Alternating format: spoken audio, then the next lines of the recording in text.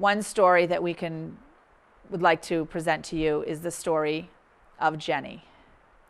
Jenny is an example of what we do from start to finish. How I came to find Jenny, I actually went into Petco and I was just actually going to get a fish tank. I had really had enough of cats at that time because my cats, they were old, 15 and 16. I just had the last one put down because she was very sick. She had cancer and she had kidney disease and very, very bad. So I had to make the choice, and she actually looked me in the eyes and said to me, you know, I had enough. Luckily, I actually saw the table with the cats and I saw people playing inside, and I happened to see Jenny's picture.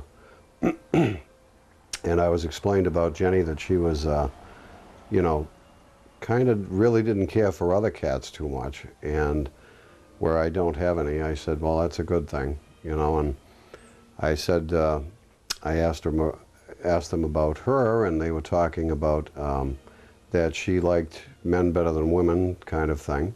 And I said, okay, fine. And they had talked about, what was I going to say, about her attitude. Basically, she had a little bit of an attitude, and when I first met her, she actually left her mark. Jenny was found on the streets in the city of Brockton, Mass, where thousands and thousands of feral and abandoned cats are found annually. Jenny was in a colony that was luckily cared for by one of our volunteers. This is where Jenny was found. She just showed up one day, rubbing against my legs, and ferals, they usually don't come up to you, so it was kind of odd to me. This is where they live, and it's filled with trash, and if you go in there more, there's glass everywhere, and these cats are stepping on it. And you know, oftentimes I'll show up in the morning to feed them, and one's limping, or one's eye is all infected, or they have scabs or cuts or something. So every day is a struggle for these cats to survive, and not all of them get along. As you can see, those ones ran away when this cat came over, because he's kind of the boss and will beat them up if they try and eat his food. So these cats are not only trying to survive against people and the elements, but also each other. We knew Jenny was not a feral cat. She was a stray. In most cases, they're dumped. Jenny was dumped, and she didn't fit in, as many of the ones that were dumped have not fit in. We then brought Jenny into a foster home. At that time, she was pregnant. Jenny went to a very nice, caring foster home, and she was very friendly at the time that she came in. She then was about ready to deliver her young, and when she did, one of her young was born, stillborn. Unfortunately, Jenny did not deliver more kittens within a reasonable time. We brought Jenny to an emergency hospital for care. One of her kittens was unable to be delivered and was caught within her. They did emergency surgery, and one of the kittens was then delivered. After that, a second kitten was delivered. Both were delivered alive and well. They are now named Yahoo and Google, both of which have been adopted since.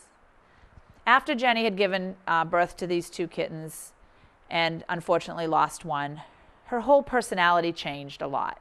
She became a little more bitter, a little more untrusting of humans. We're not sure why, but because of this, after her kittens were adopted, she became what we sometimes would call unadoptable.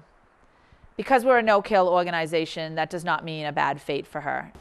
When I met Jenny, they had said she was kind of hard to deal with, but I actually said to myself, she's the cat.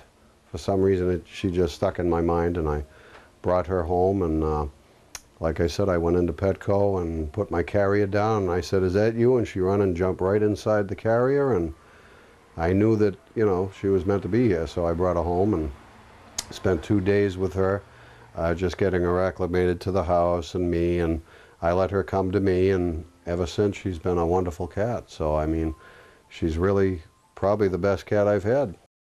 I think, personally, they did me a favor by me showing up and finding her picture. And I just wanted to say that, you know, I think that they're a great organization. So if anybody wanted to adopt a cat, I would definitely seriously think of going to them.